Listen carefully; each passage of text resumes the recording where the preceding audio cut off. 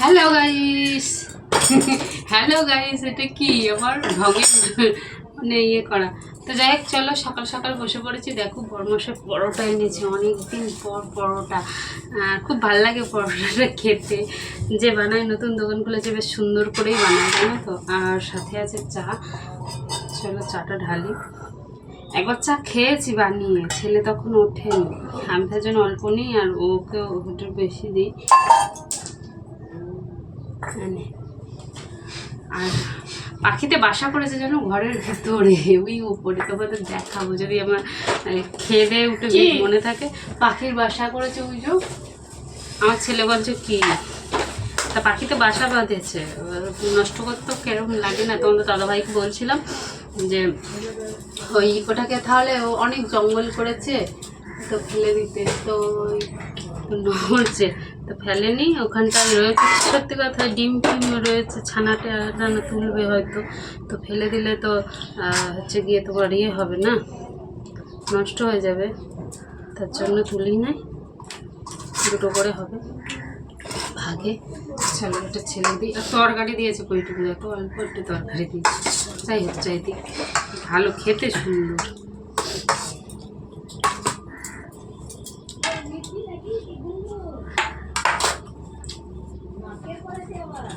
এই যে সবারই দুটো থাকুক। এই বিস্কুট দিতে বাবু দুটো। এটা আটকা আটকাচ্ছে, এটা আটকা। চলো চা খাবে, চলে আসো। এই যে চা, এখন আমি খাবো। আর ওইদিকে রোদ্দুরটা এদিকে পড়ছে, তো চকচক করছে।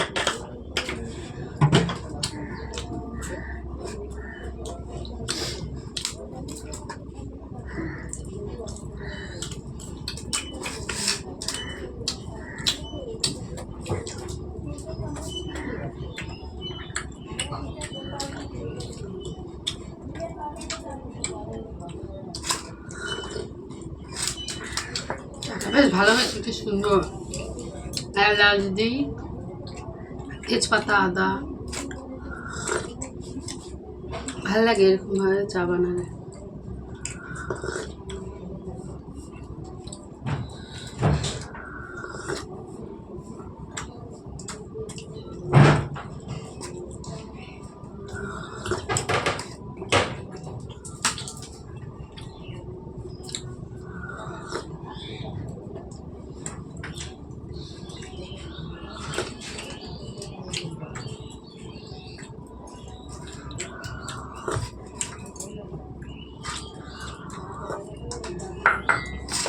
চা খাওয়া হয়ে গেছে, এরপর পরোটাটা খাবো। বাবারে বাবা, দু হাত পা দিয়ে ছিটতে হবে নাকি?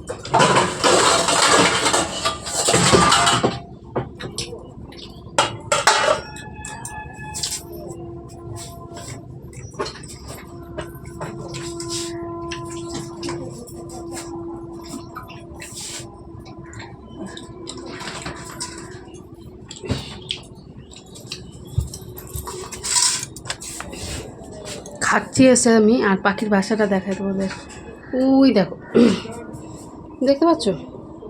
ওই যে ওই যে ওপরে দেখতে পেয়েছো, ওই দেখো ওপরে ওই পাশের গোজা। তো যাই হোক চলো ঘর মোছার জন্য, চলো ঘরটা মুছে নিই। খাওয়া হলো, আর ঘরটা তো মুছে নিই নাকি।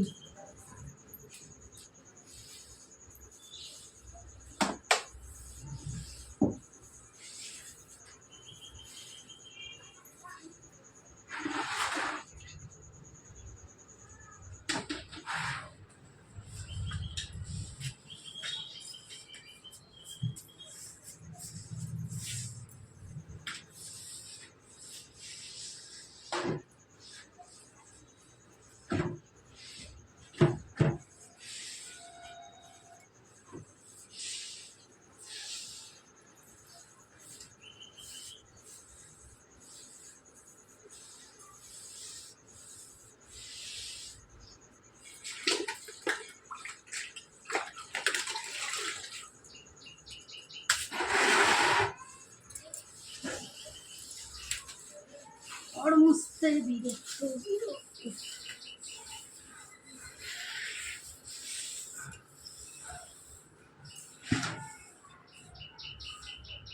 ये सब भी दुनिया से